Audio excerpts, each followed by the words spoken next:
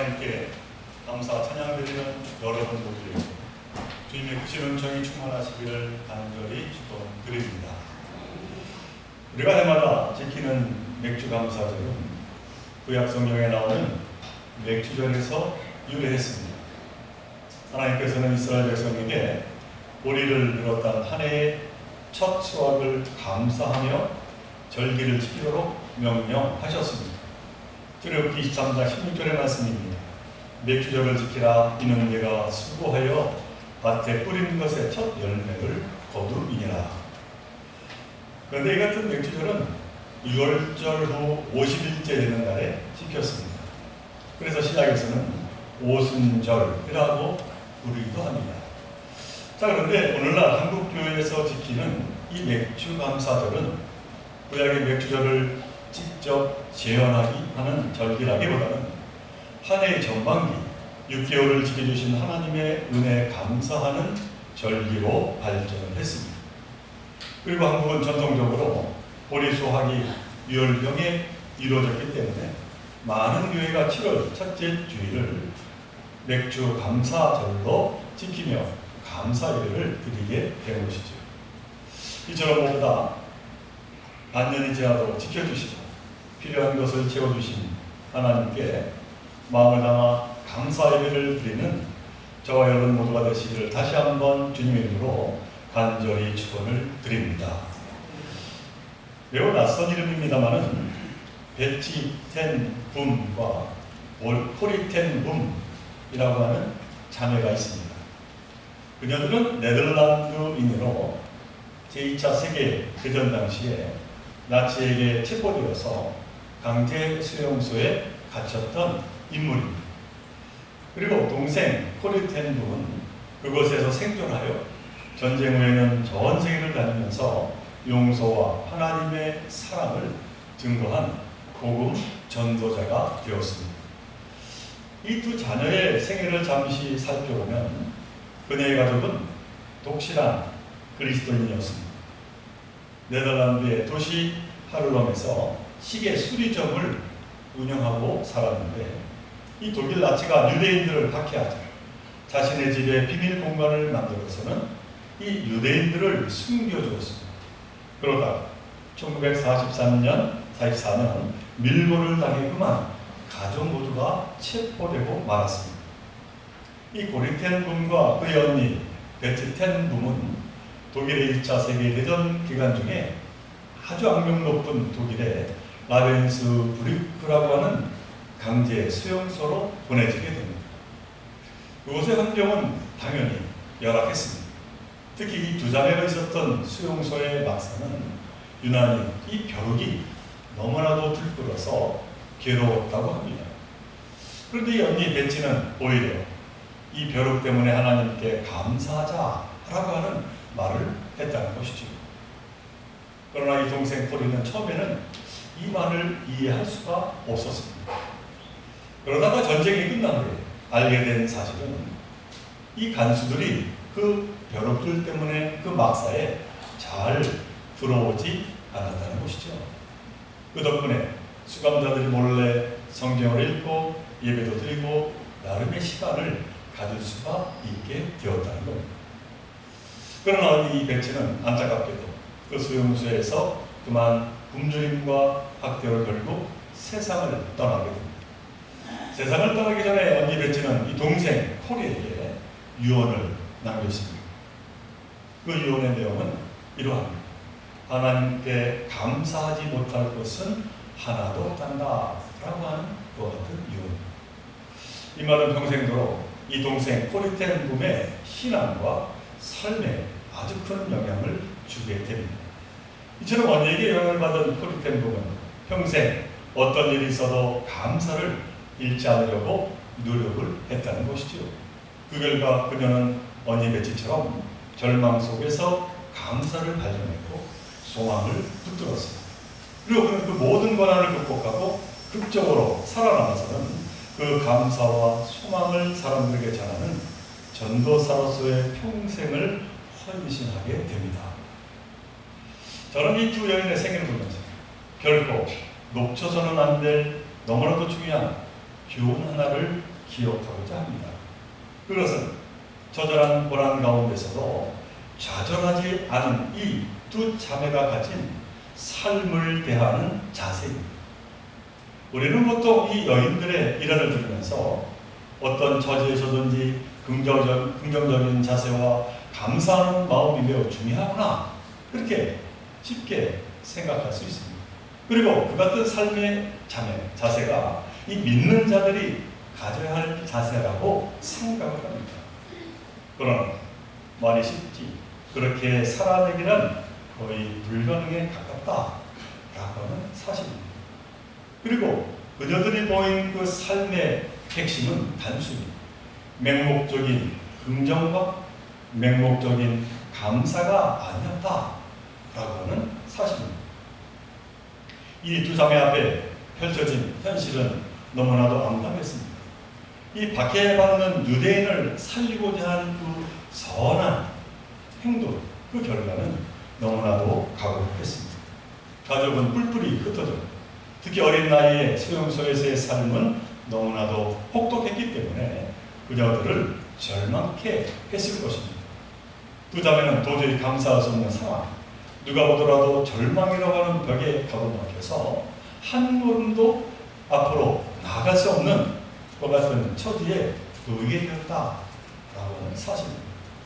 그런데 바로 그런 역경을 반전시킬 만한 감사의 내용을 찾아내는 능력을 이 두 자매가 가지고 있었다는 것이죠. 이 두 자매는 그 절망의 구덩이에서도 자신에게 유익한 그 무엇인가를 찾고자 했습니다. 그리고 드디어 찾게 되었습니다. 그래서 먼 날 동생 코리텐 부은 주님의 은신처라고 하는 저서에서 이런 말을 남깁니다. 하나님의 사랑, 우리가 처한 가장 깊은 절망보다 더 깊습니다 하는 고백입니다. 자, 그런데 문제는 이 두 자매처럼 어떤 형편과 처지에 놓이더라도 그 상황을 반전시킬 만한 아주 강력한 감사의 내용을 찾을 수만 있다면 성공적인 인생을 살아낼 수 있을 것 같은데 그것이 어떻게 가능하겠는가라고 하는 것입니다. 다시 말해 끝으로 지독한 환경과 상황 속에서 그 같은 감사한 내용을 찾아내는 그 능력, 저와 여러분에게도 과연 가능한가? 라고 하는 생각입니다. 여러분, 너무나 어려운 처지에 있을 때 그와 같은 감사를 찾아낼 수 있는 그와 같은 믿음과 능력을 가지고 계십니다. 물론 저는 가능하다 이렇게 말씀을 드릴 수 있습니다. 그건 제 말이 아니라 오늘 우리에게 주시는 말씀 때문입니다. 우리 믿는 자들에게 오늘 본문인 요한복음 16장에서 예수님은 이와 같은 문제에 대한 해답을 주고 계시기 때문입니다.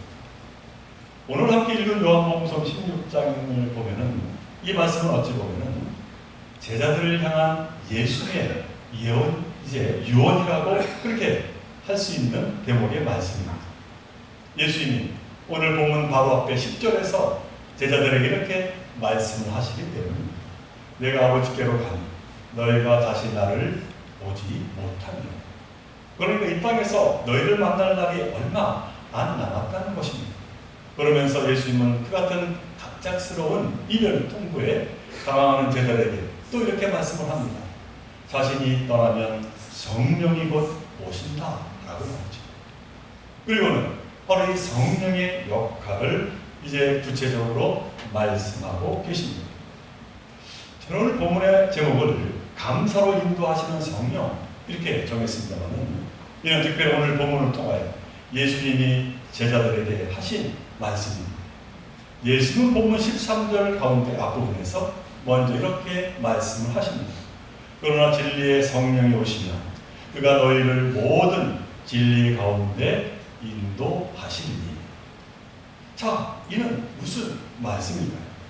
예수님이 제자들에게 곧 너희 곁을 떠난다 라고 하시면서 하신 말씀은 이제 성령이 내 뒤를 이어 오시게 되는데 그 성령, 진리를 일깨우고 진리로 인도하는 영이라고 말씀을 하신 것입니다.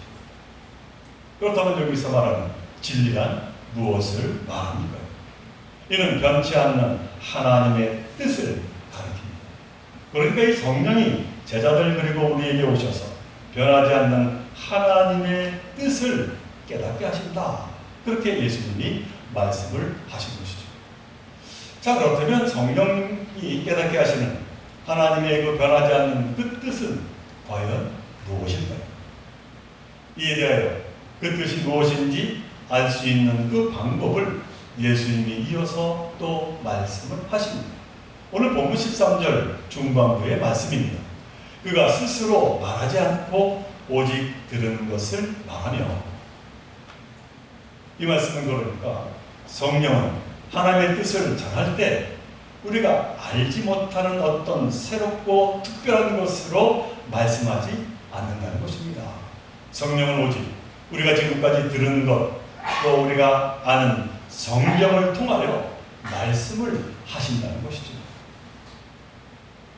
실제적으로 우리가 하루하루 살아가다가 생각지도 못한 너무나도 힘든 일을 겪거나 이제 고난에 직면하게 되면 누구나 순간 눈앞이 깜깜해지고 앞으로 어떻게 해야 할지 너무나도 당황하며 혼란스러울 것입니다. 그렇지 않겠습니까? 그런데 바로 그 순간에 이 성령께서 우리가 지금까지 듣고 묵상해왔던 하나님의 말씀, 특별히 주님의 생명의 말씀을 떠오르게 하시고 그 말씀으로 그 힘든 상황을 뒤집을 만큼의 힘이 되게 하시며 감사할 수 있는 내용을 발견하게 하신다. 그렇게 지금 말씀하고 있는 것이죠. 그 성령의 도우심으로 내 앞에 고난이 오히려 은혜로 바뀌는 순간을 맞이하게 된다는 겁니다. 참으로 놀라운 예수님의 귀한 말씀이 아닐 수가 없습니다. 그리고 사랑하는 우리 주옥교 성도 여러분, 하나님의 말씀을 더욱 사모하며 그 말씀 가운데 역사하시는 놀라운 성령님의 은혜를 체험하는 저와 여러분이 되기를 간절히 소망합니다.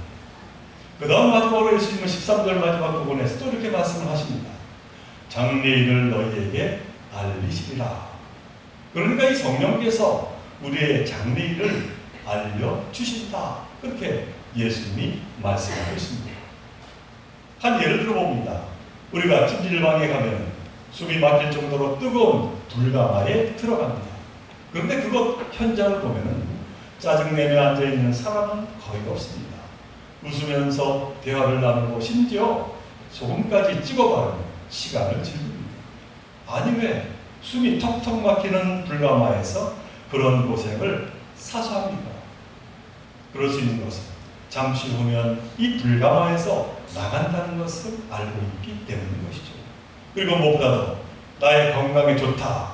그래서 이 불가마 속에서 최대한 땀을 흘려야 된다. 그러면서 버티고 있게 되는 것이죠.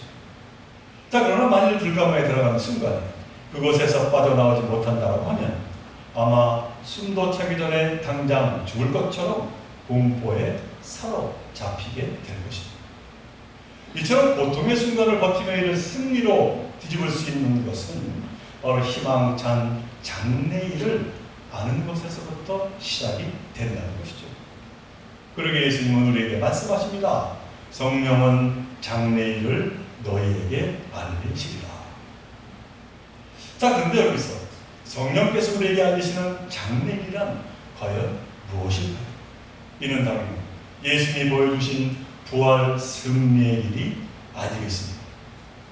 참으로 그 모든 사망을 이기신 부활 승리의 길을 우리의 장래의 일로 미리 보여주셨음을 말씀하고 있는 것이죠. 그러기에 사도 바울도 고난이 그를 애워쌀지라도 이렇게 고백을 합니다. 모든 것이 합력하여 선을 이루리라. 하나님께서는 진정 우리의 삶 속에 일어나는 기쁨과 슬픔, 성공과 실패, 건강과 질병, 심지어 고난과 눈물까지도 사용하셔서 결국 하나님의 선하신 목적, 곧 구원의 길, 영생의 길로 우리를 인도하신다라고 하는 놀라운 사실이 바로 예수님께서 우리에게 주신 이 말씀 안에 담겨 있는 것이죠. 그러므로 사랑하는 우리 성도 여러분, 이 시간 지난 6개월 동안 어떠한 형편과 처지에서도 선한 길로 복된 길로 인도하신 그 하나님께 감사드립니다. 진정으로 맥주 감사 예배드리는 저와 여러분 되시기를 간절히 바랍니다. 생각지 못한 형편과 처지가 나를 힘들게 할지라도 이 성령의 도우심으로 말미암아 다시 한번 말씀 가운데 셈을 얻고 그 가운데 감사함의 내용을 찾으며 그로 인하여 능히 이기며 오히려 강력한 감사의 삶을 살고자 다짐하는 저와 여러분 모두가 되시길 이 시간 주님의 이름으로 간절히 축원을 드립니다. 함께 기도합니다. 사랑하는 하나님, 오늘 요한복음을 통해서 우리의 삶을 되돌아봅니다. 참으로 여러 가지 원치 않는 일들로 인하여 힘들고 너무나도 어려운 처지에 있을지라도 참으로 그 가운데 성령께서 함께하여 주실 때에 그 모든 것을 저희들이 능히 이기게 됨을 말씀합니다. 바라본데 저희들 말씀 가운데 다시 한번 하나님의 놀라운 그 은혜를 깨달아 알게 하시고 그 말씀을 들고 능히 모든 어려움을 이겨나가는 저희들 모두가 되게 하여 주옵소서. 참된 감사함을 찾아 살아가게 하시고 또한 그로 인해 하나님의 영광을 올려드리는 저희들 모두가 되게 하여 주옵소서. 이 모든 간구 우리의 생명 되시는 예수님으로 간절히 기도드리옵나이다.